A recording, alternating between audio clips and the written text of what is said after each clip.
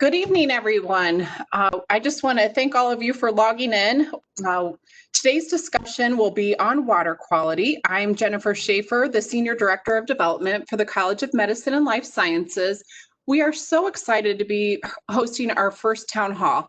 Today's conversation will include a brief update on the College of Medicine and Life Sciences from the Dean, followed by an enlightening presentation on water quality from Dr. Stephen Haller, and Dr. David Kennedy. A couple of housekeeping notes before we get started. Attendee names are only visible to the host and our presenters. You will only see your name on the attendance list. For today's presentation, please submit your questions for Dean Cooper and our presenters using the chat box feature. Click on the chat icon at the bottom of your screen, and the chat panel will appear at the bottom right column, and simply just type in your question. If you'd like to change the view on your screen, just click the upper right corner and to expand or reduce. The formal part of the town hall will conclude after the questions. At that time, we will unmute all the participants for a more social conversation if you wish to participate. Now, I would like to turn the meeting over to our moderator today, Dr. Christopher J. Cooper, the Dean of the College of Medicine and Life Sciences. Dr. Cooper has been a part of the University of Toledo for more than 25 years. He received his medical degree from the University of Cincinnati, where he graduated as class valedictorian, and in 2019, he received a prestigious Outstanding Alumni Award for his career accomplishments. After medical school, Dr. Cooper went on to complete his internal medicine residency training, followed by a fellowship in cardiology at the internationally recognized hospital, Brigham and Women's, which is affiliated with the Harvard College of Medicine in Boston. His research interests involve coronary and vascular interventions. He began his tenure here at the Medical College of Ohio as an assistant professor and has risen through the ranks in several leadership roles. Dr. Cooper was appointed the University of Toledo's Executive Vice President for Clinical Affairs and Dean of the College of Medicine and Life Sciences in 2014 following a national search. He is known as a prolific researcher across the globe and has received more than $25 million in external funding for his research. He was the principal investigator on a $20 million grant from the National Institutes of Health regarding kidney-related high blood pressure. The results from the study were published in the New England Journal of Medicine. He has been recognized by his peers at the University of Toledo as a distinguished university professor for his research accomplishments and was honored in 2019 with an Outstanding Faculty Research and Scholarship Award. He is also recognized by his peers across the country. He is a fellow at the American College of Cardiology, the American Heart Association, and the American College of Physicians. In 2012, he served on the board, since 2012, he has served on the Board of Governors at the National American College of Cardiology and served as president for the Ohio chapter. He has been named one of America's top doctors 7 times, one of the best doctors in America 4 times, and is the author or co-author of 104 journal articles in 9 book chapters, and he has participated in hundreds of invited lectures, seminars, and symposia. He is known for his advocacy for students along with his teaching and mentoring abilities. He has mentored nearly 50 students since arriving in Toledo. Tonight, you will get to meet 2 of them. As Dean of the College of Medicine and Life Sciences, he has positioned the college for the next 50 years of success. Under his leadership, the college has doubled the number of faculty members, tripled the number of hospital beds available for our learners to gain valuable clinical experiences, and he has expanded residency and training programs to meet the needs of our community. He has increased the number of students applying to the College of Medicine and Life Sciences, as well as increased the number of MD graduates staying locally for their residencies and fellowships, which keeps needed medical talent in our community. And not to mention, he has raised over $23 million in philanthropic support for the College of Medicine and Life Sciences. I now turn the meeting over to Dr. Christopher Cooper. Jennifer, thanks so much for the kind introduction, and to all of you, welcome to our first town hall meeting. Tonight, our focus is going to be around research in water quality, and as we, our community, our state, our region, and our country struggle with this COVID pandemic, we thought it was important that we begin other venues to get the word out about what's going on in the College of Medicine and help people understand all of the good things that are going on. So as Jennifer mentioned, I'm Dr. Chris Cooper. I've had the great pleasure of serving the students, the staff, and the faculty of the college for the past 6 years as Dean of the College of Medicine and Life Sciences. As an introduction, it's important for me to share with you that our mission, the mission of the College of Medicine and Life Sciences, is to improve the health of the communities in the region that we serve. And we do that by training expert clinicians and scientists and doing nationally recognized areas of research. And so tonight we're going to touch on two of those things: training excellence, especially those who are from our own community, and research that is excellent and important for our community and important for our nation and important for our world.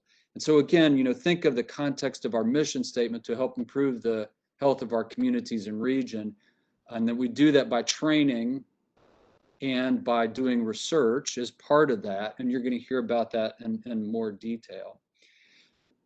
Some of you have been associated with the College of Medicine for a while. Others are more recent.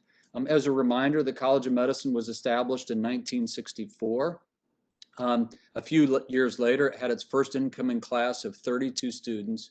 And just 2 days ago, on Monday, we welcomed 175 bright, talented students to begin their journey through our medical school.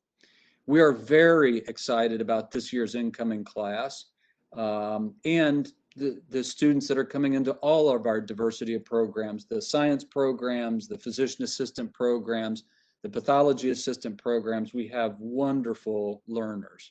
They're absolutely excellent. And increasingly, they well represent our community. What I'm thrilled to share with this group is the demographics of the students that we serve look more and more each year like the people we serve in terms of gender and race and ethnicity. That's something that we're very proud of. And they represent our community and region well. This year's medical school class, we heard today, over a quarter are from right here in Northwest Ohio, and 70% are from Ohio. That matters to me, and I hope it matters to you, because these are the people that are going to form the backbone of medical care in our community in the years to come. As a member of this community for a long time now, I think that's really important. I'd also like to update the group on a couple things that are going on before I do my introduction of Dave and Steve. As many of you know, there's been lots of discussions recently regarding the future of UTMC.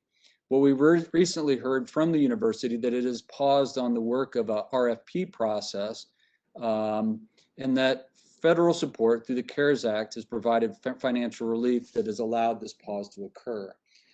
I would say for many of us on this call, I know that Dr. Gohara is here, and Dr. Jim Willey and others. We've been part of the UT family for a long time. UTMC has been an important part of what we do, and many of us hope that it will remain so. In parallel, there's been a lot of discussions that you may have heard about the academic affiliation with ProMedica. I want to share with this group that it is supporting research, such as the work you'll hear about today. Rest assured that if it weren't for ProMedica's consistent support of the medical school, we would not have been able to hire or support the 2 scientists you're going to hear from. We could not have hired them without their support.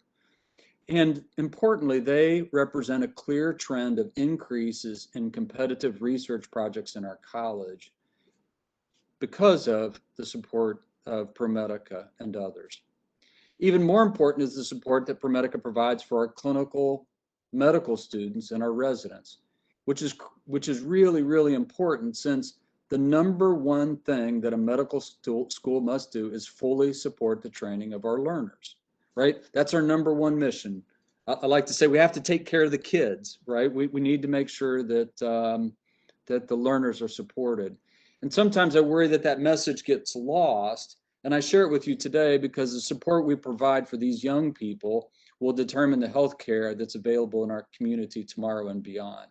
And so again, before I introduce Dave and Steve, I just want to share that nugget that I hope folks grasp, that of all the important things we think about as a medical school, our number one thing to think about is making sure that we meet the training needs of our students and residents, because they are the future of our healthcare in our community.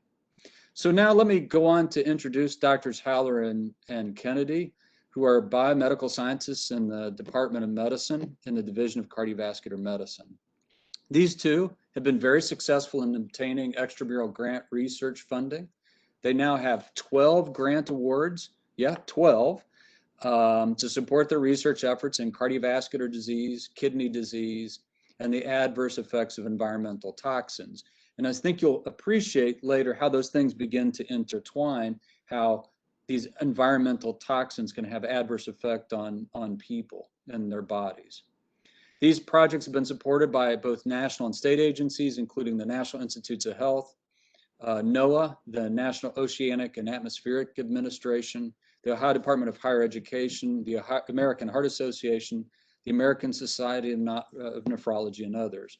And already, despite their youthful appearance, has resulted in over 50 publications from their labs in highly respected journals, which is really quite an achievement. In addition, Drs. Kennedy and Haller have developed and are co-course directors for the first ever undergraduate research course, which is designed to leverage the strength of the College of Medicine to promote and provide opportunities for biomedical research for undergraduate students from the main campus of the University of Toledo. And so again, you know, these two are helping lift up the entire university through their efforts. They've also developed and are co-course directors on a research curriculum for our medical school, which helps launch the careers of medical students into successful clinical and translational research careers by providing a practical foundation in the scientific method, biomedical statistics, and the ethics of conducting biomedical research. And as we approach our medical school's accreditation, you know, work like this from our faculty means so much. In addition, their research efforts are investigating the adverse health effects following exposure to environmental toxins, which you're going to hear about tonight. They're also collaborating with our partners at ProMedica and the Lawrence Livermore National Laboratory to use a machine learning and artificial intelligence approach to improve the care of people who are infected with COVID. And so we're not going to talk about that this evening, but know that their interests are diverse and important to our community. Finally, I would be remiss if I didn't share some really great news for you, or with you. Dr. Kennedy was recently promoted this year to associate professor with tenure for significant contributions to the college and to recognize his bright future for the college. So congratulations, Dr. Kennedy. And now I will turn it over to Drs. Kennedy and Haller for their presentations. Thank you. Thank you very much.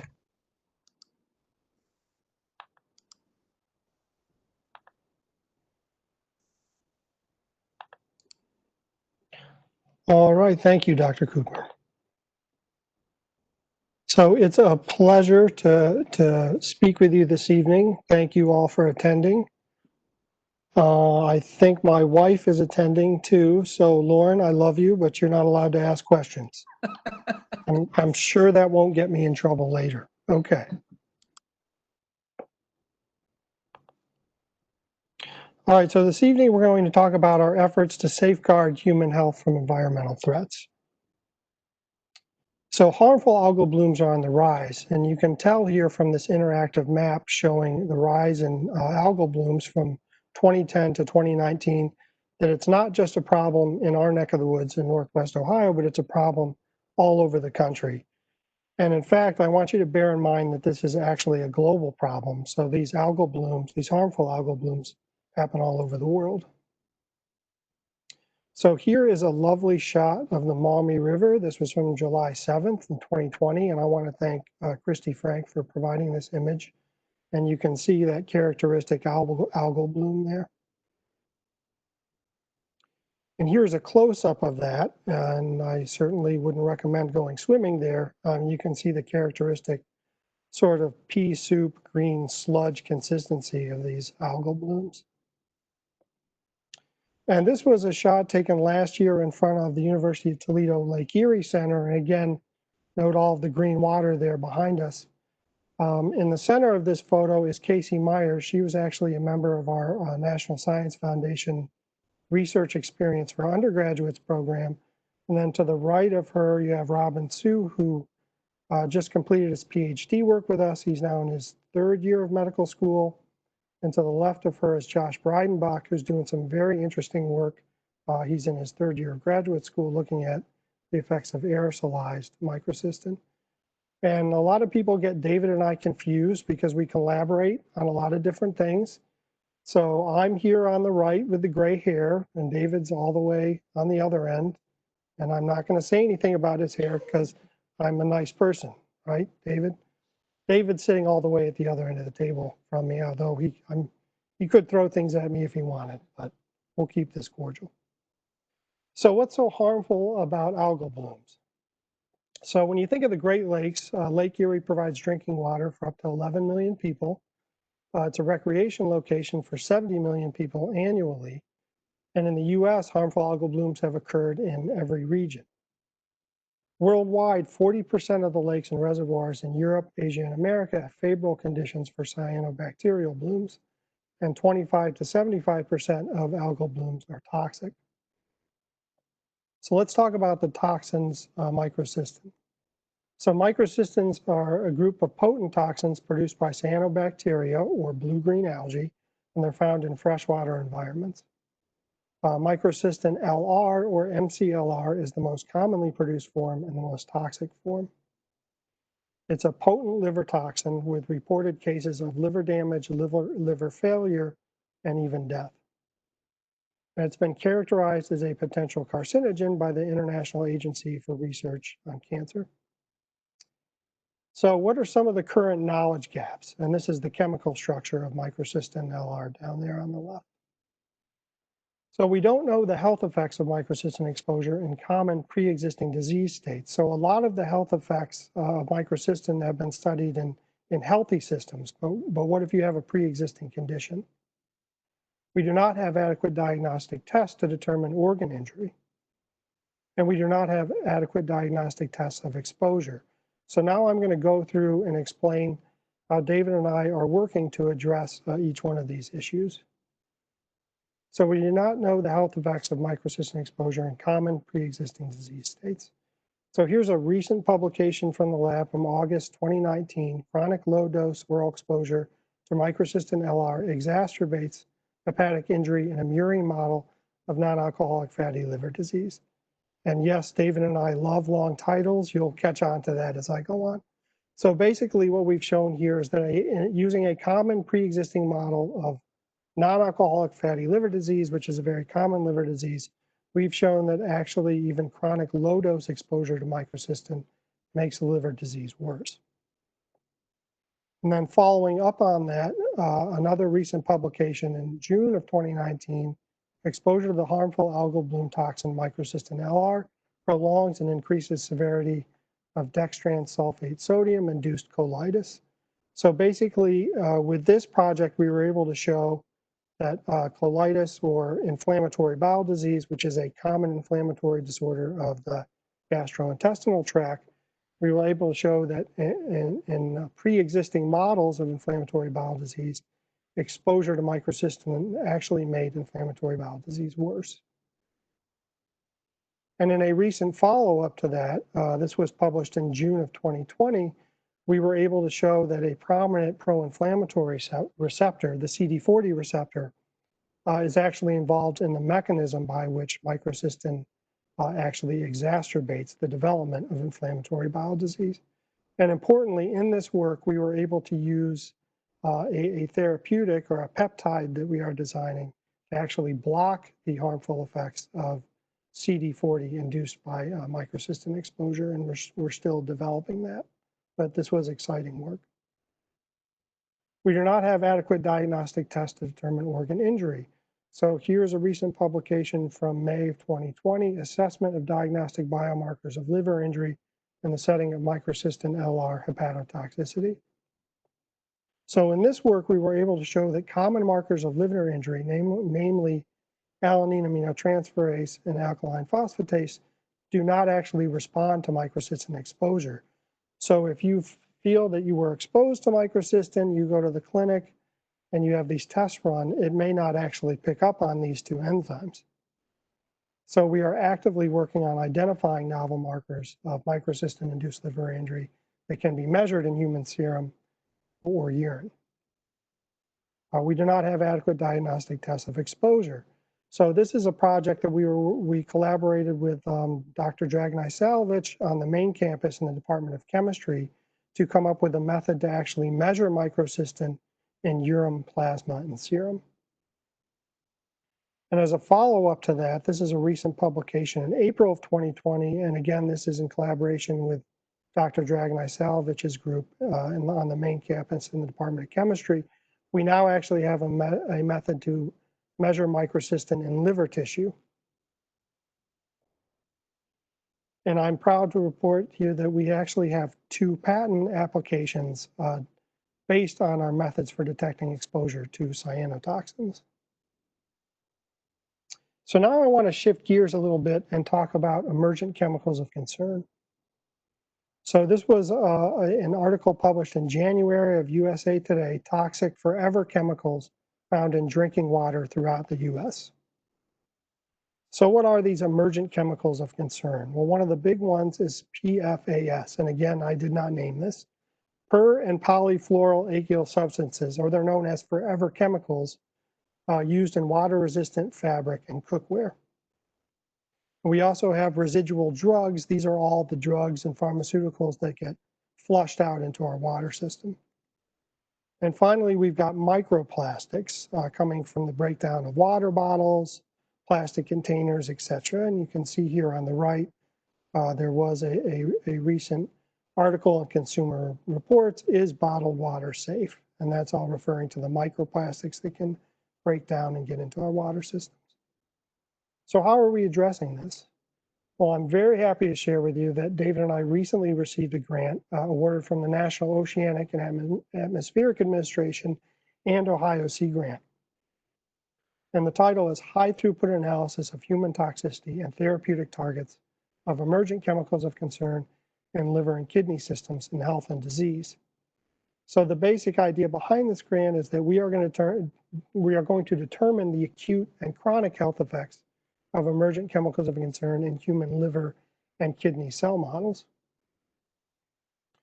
Okay, so now I'm going to pause for a second and turn things over to Dr. Kennedy, who's going to talk to you about our Center for Environmental Toxicology and Health.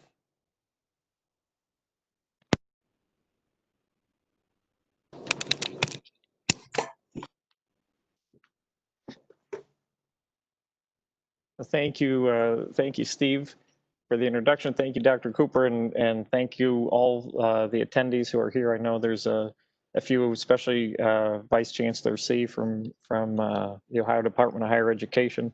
It's just a special thank you for taking time out to attend. So what we want to talk about are, we have all these issues that are affecting our water supply. We'll identify some of what they are and then how we want to address them. So the first thing, obviously, right in our backyard are the harmful algal blooms, and Steve's discussed that in some detail. He's also touched on some of the plastics contamination. So, when we pollute our waterways, there's consequences to that, and as the plastics that we dispose of in our lakes and oceans break down, there's consequences to that in terms of the tiny particles that are formed that not only affect, aquatic life, but also affect human life. We think about residual drugs. So everything that's consumed and either, excreted as a byproduct and gets flushed out into our water systems. It's recognized now that a lot of these chemicals have important health concerns, not only again for the aquatic life, but also for human life as we take that water back into our water treatment plants and process it and modify those things through chlorination, et cetera, and form dangerous chemicals. I'm not sure how many attendees we may have from Florida, but I know that red tide is a particular concern down there. Steve and I were down there actually right before COVID hit in February and talked to a lot of the alumni and friends of the university down there about how this is in their backyard and how disruptive it is. Essentially, they stay indoors. You don't go out just because their respiratory issues are exacerbated. So that's definitely an issue. We talk about aging water infrastructure. So we've touched on a little bit. We make pristine, clean water at the water treatment plants, but then as that water is transported to homes, it's essentially going through miles and miles of aging infrastructure. So there's a lot of issues associated with that, and the disinfection byproducts that come about from the water treatment plant. So we're interested in that. And then obviously too, we talk about chemical and heavy metals that are present. So each of these things, as we look at the kind of the global picture, we see opportunities where University of Toledo can lead and engage these problems. And we ask, especially, how can we safeguard human health, especially in patients and people who are at risk. So whether that's the very young or the very old, or people who have chronic health conditions, and those people who might be more susceptible. So that's sort of what drives our research.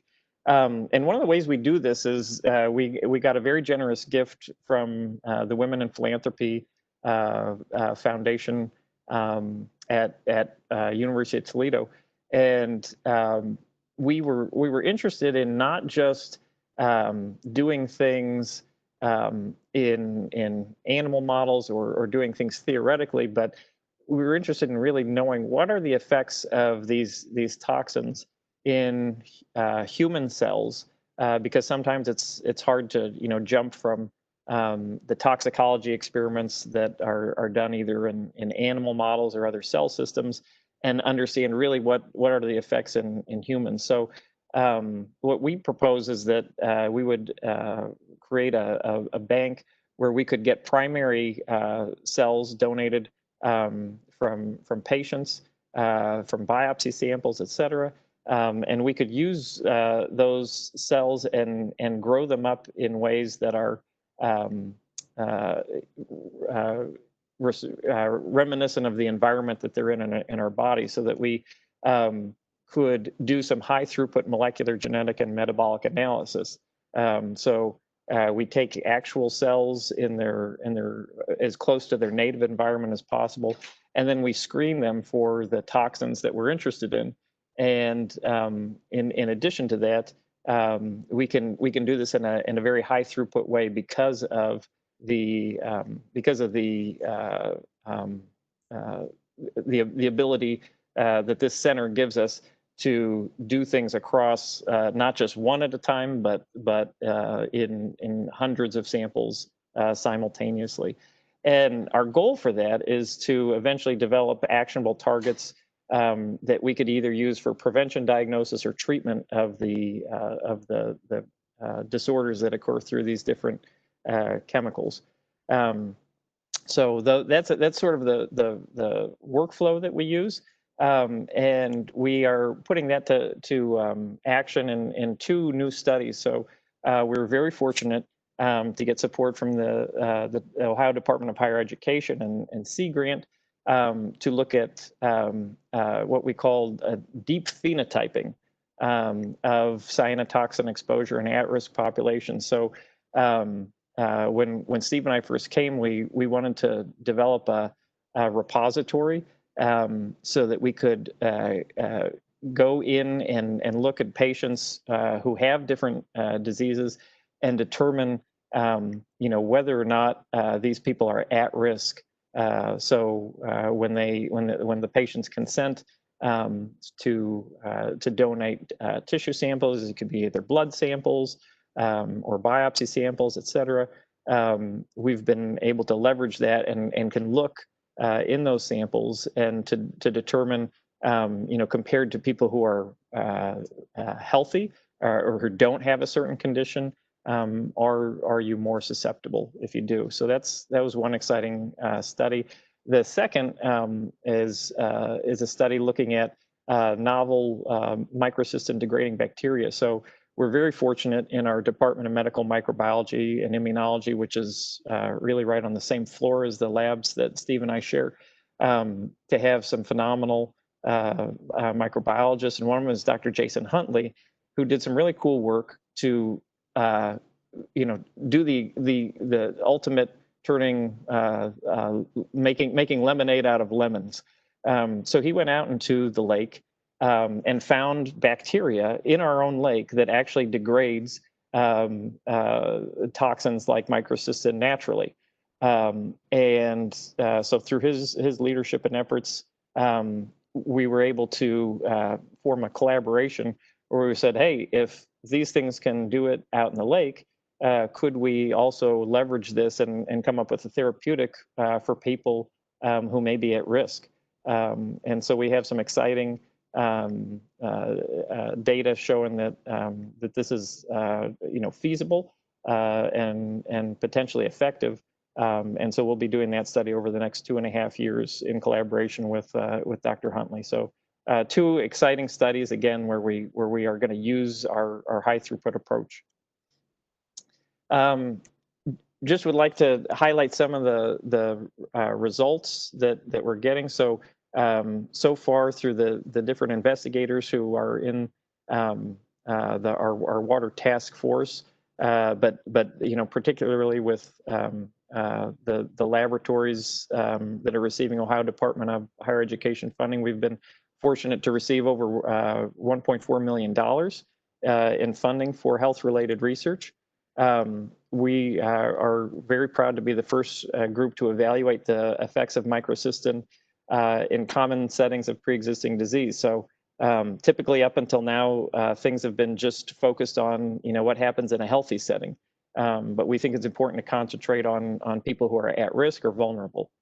So we're proud of that accomplishment. And establishing the high throughput genetic analysis center has been fantastic in accelerating this. We've filed, as Steve mentioned, multiple patents, and including the first for diagnostic tests of detection and quantification of microcystin, which we're in the process of developing and commercializing.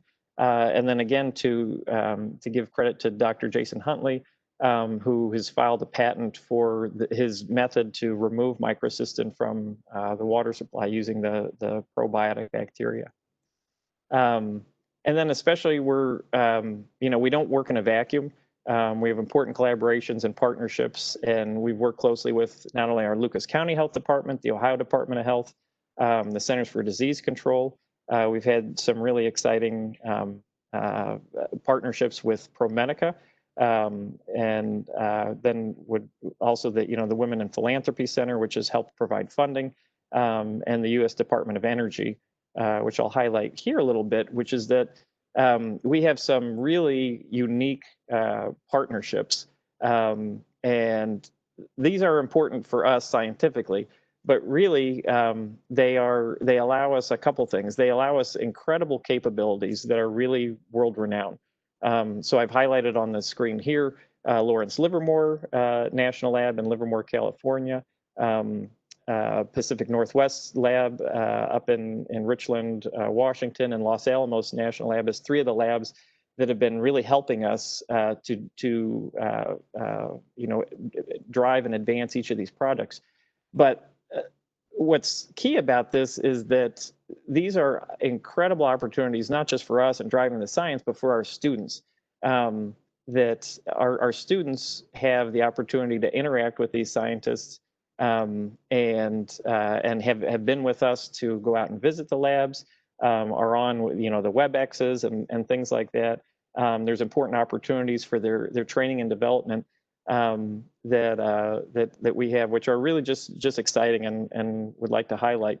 One of those partnerships, and I'll just touch on a little bit here just because it's topical, is a project we have with ProMedica and the Lawrence Livermore National Laboratory to look at COVID-19.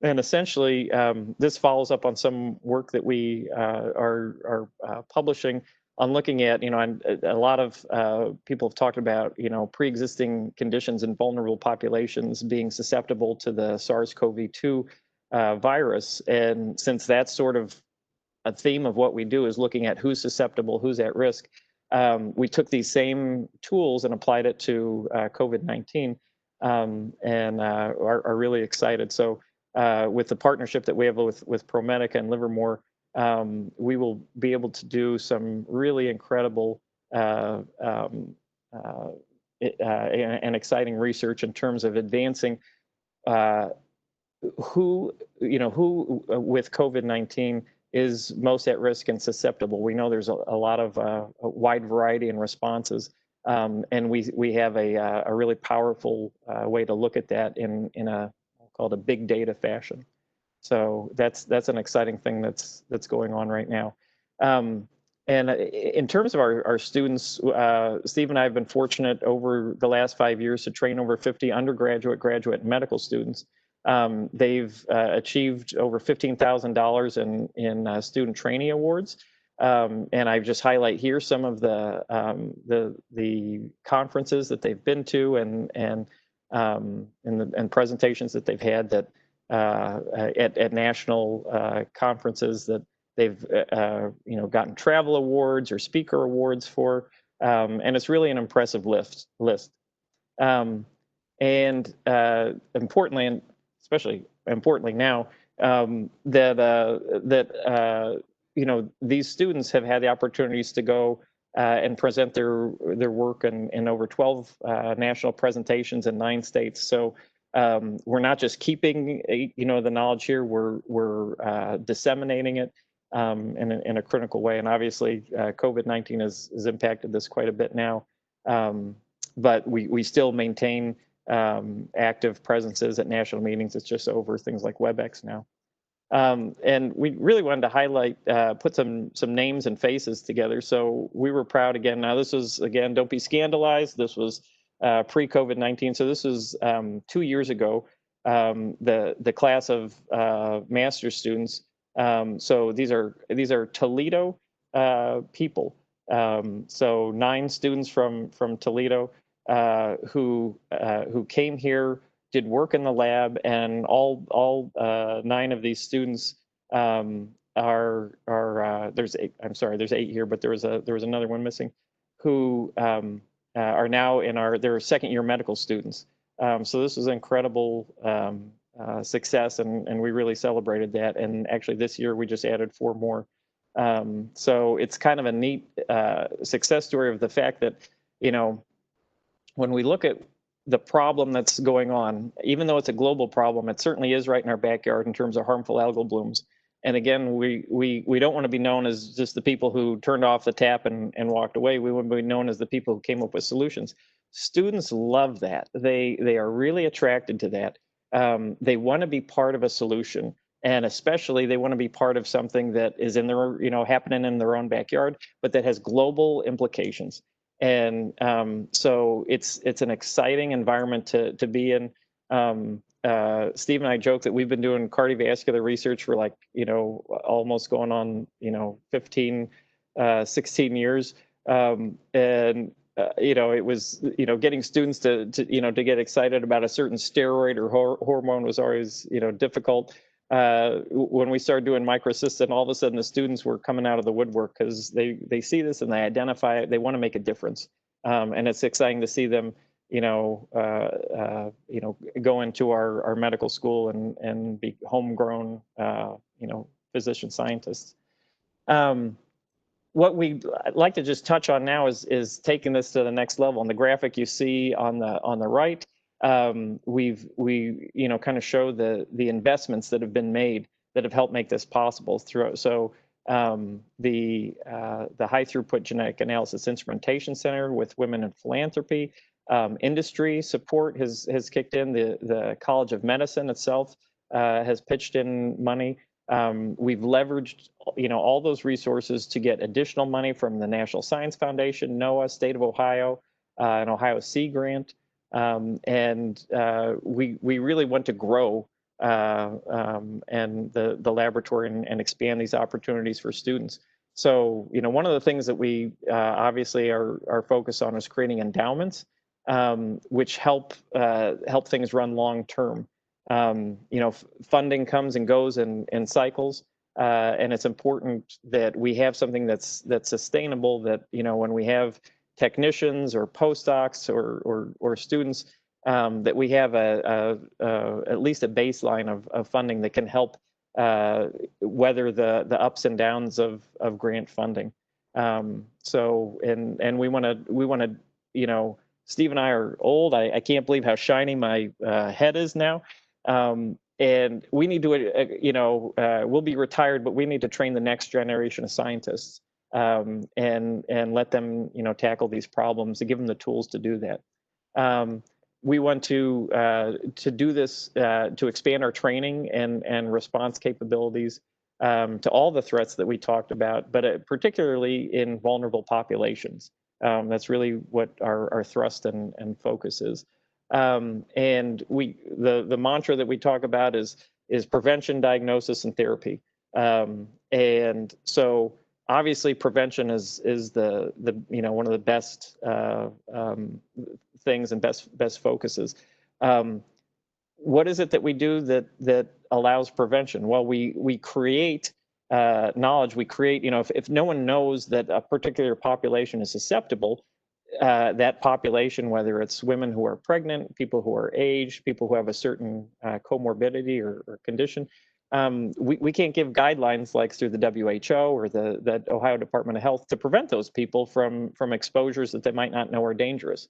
And then we talk about diagnostics. So, one of the most important things for, diagnostics is not just telling somebody that they have been exposed, but maybe reassuring them that they haven't been exposed.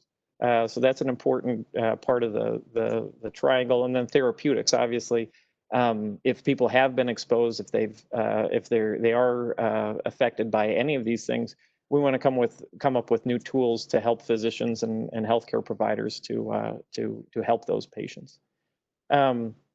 So we'd like to think of the College of Medicine and Life Sciences as a really important partner with our Lake Erie Center, which Steve and I are very actively involved in.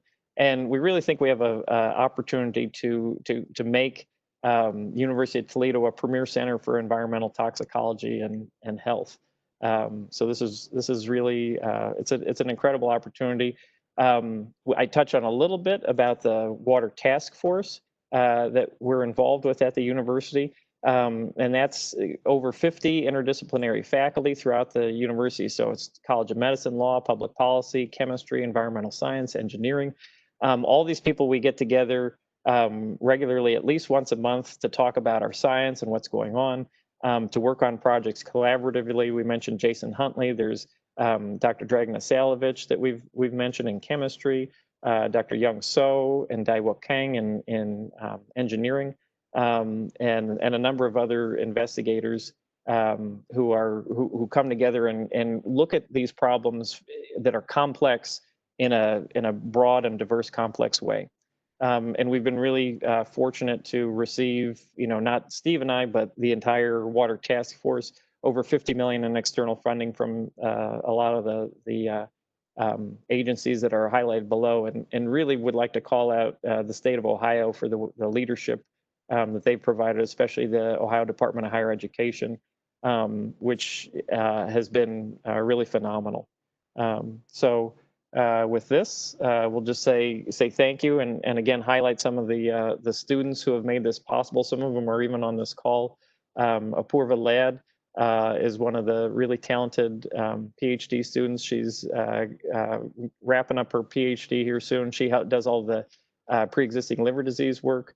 Joshua Breidenbeck, I don't know if you can see my pointer or not, but he's on the very left-hand side, is doing some neat work in terms of the environmental aerosol exposures. Robin Sue is right in the middle in the purple shirt, and has done a lot of the work with the inflammatory bowel disease. And then the rest of the team would be remiss to not point out too in the back row with the beard, Andrew Kleinhens, who's our lab manager, and really helps everything go smoothly and run well in the lab. So we have a really talented team, and it's awesome to work with them and appreciate all their contributions. So with that, I'll stop sharing, and we're happy to take any questions.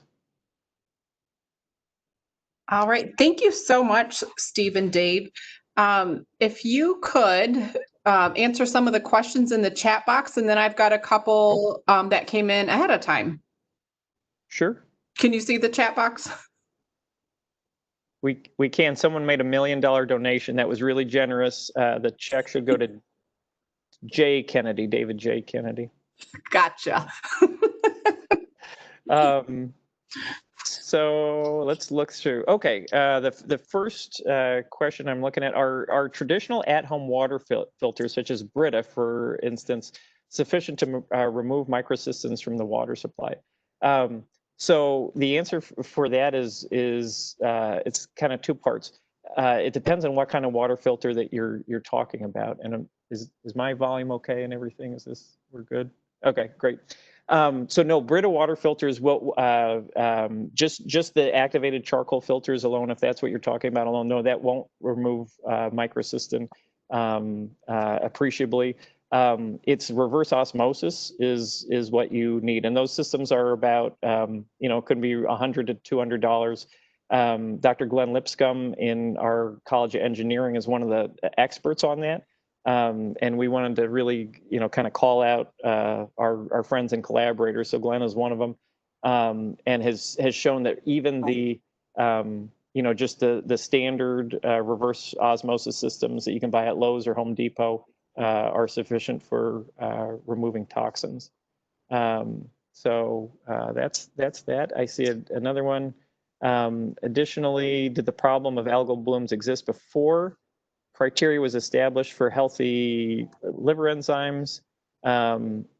Okay, yeah. So no, in terms of the algal bloom, so in Lake Erie, it's been cyclic. And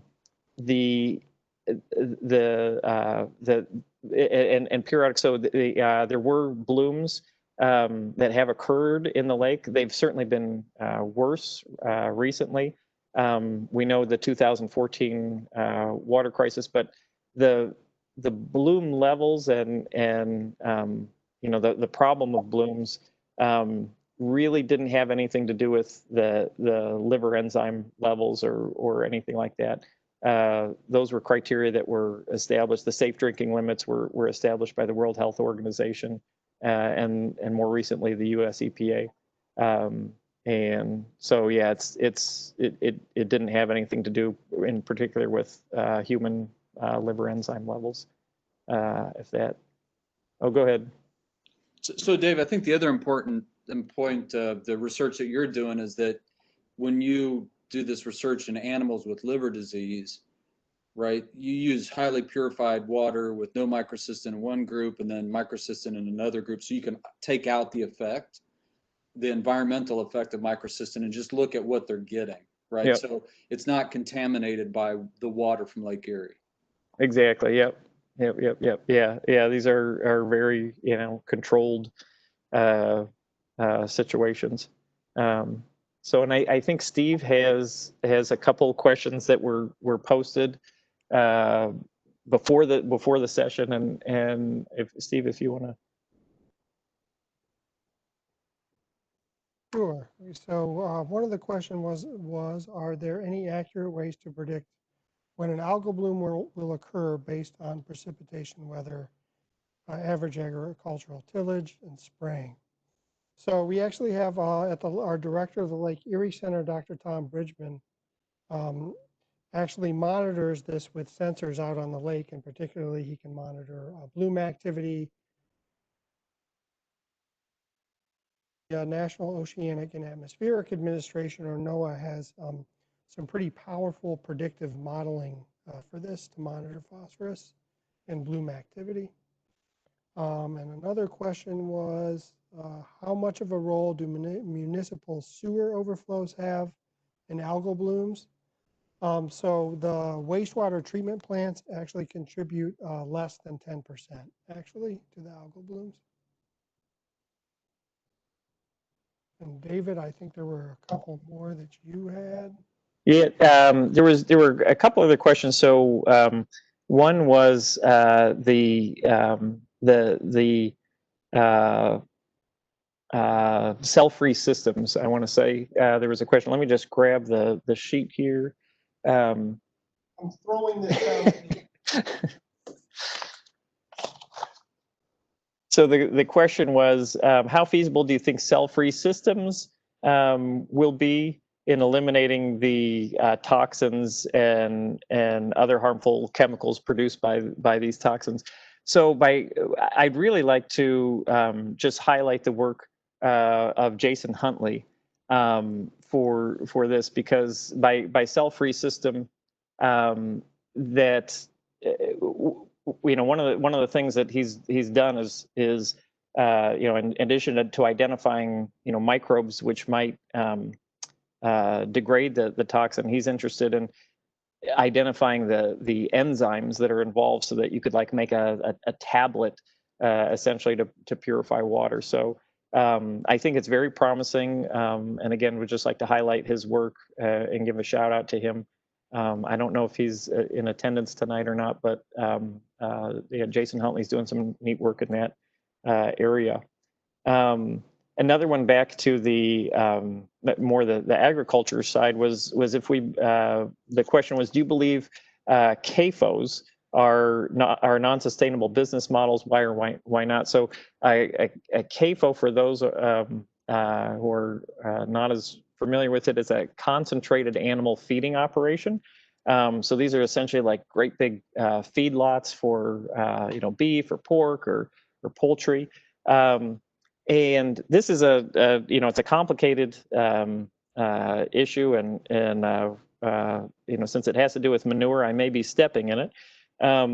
But when we've talked with the people at the Ohio Sea Grant, et cetera, and without getting out too far outside the bounds of the research that we do, it's really important. There's essentially 85% of the phosphorus that gets dumped into the lake comes from agriculture, so of that 85%, it's really hard to determine. They haven't found a model yet.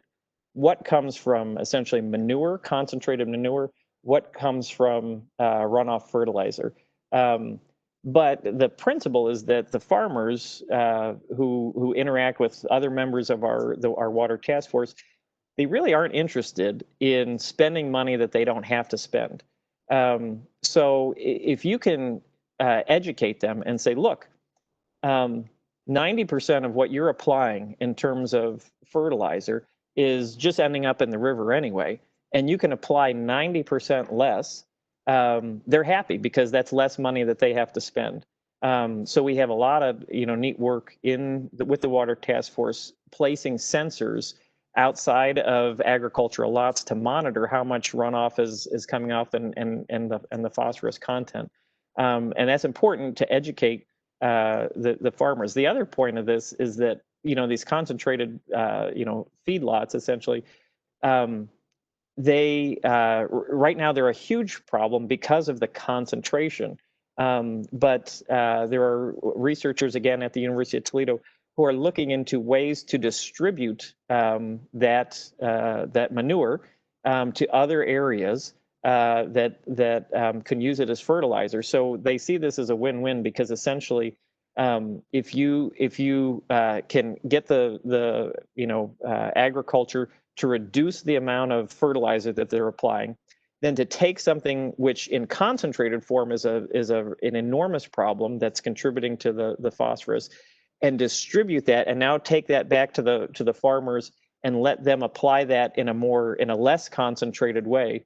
And now you have something that the farmers want, because it's not just phosphorus, there's nitrogen in there, there's other micronutrients, and there's also microbes in there which are good for the soil.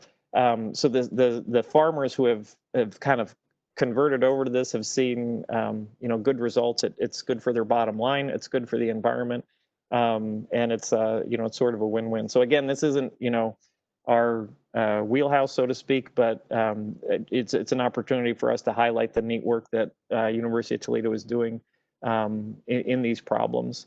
And I will leave that there. I think, Steve, there might be one other question. What is the status of BOD in the algal bloom area, whether the waste biological materials are aggregating at the site? I'm not exactly sure what BOD is, but I guess if the question is, it may be referring to our water intake, and if waste biological materials are biological oxygen demand. Okay, thank you. Sure. So yeah, that gets to the question of hypoxia. So absolutely, the algal blooms can create masses which create hypoxic conditions, so low oxygen levels. And interestingly, that is a vicious feedback, because there's a couple things that will release phosphorus from sediment. One of those is hypoxia, low oxygen, temperature rises in temperature, and then also storm activity. Having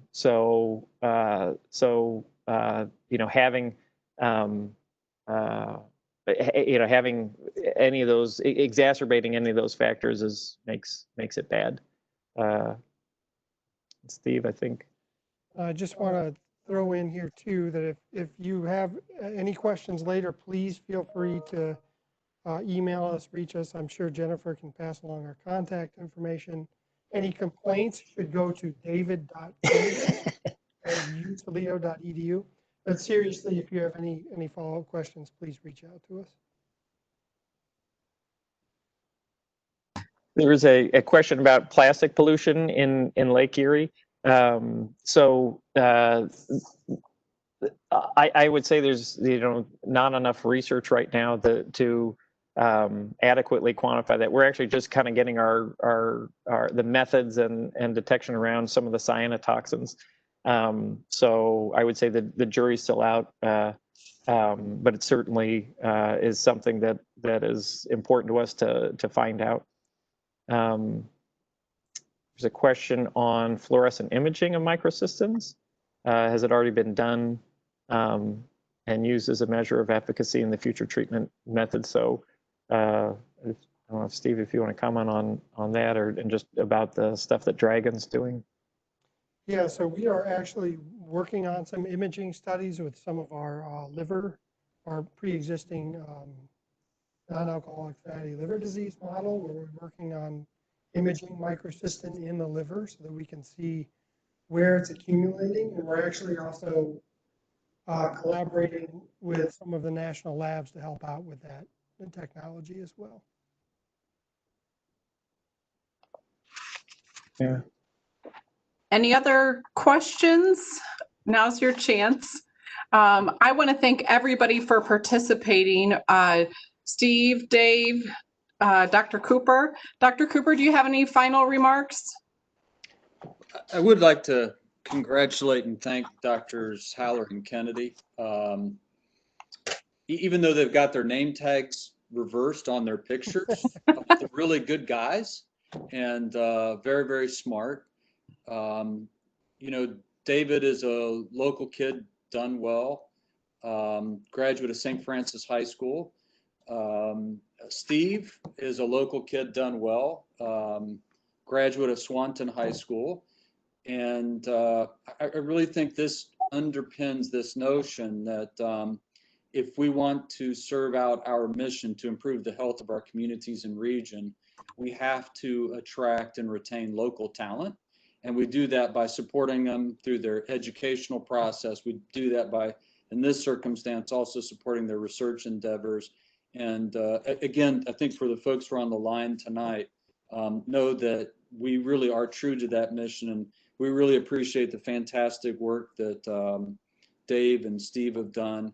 You know, they've also mentioned some of their collaborators who are on tonight.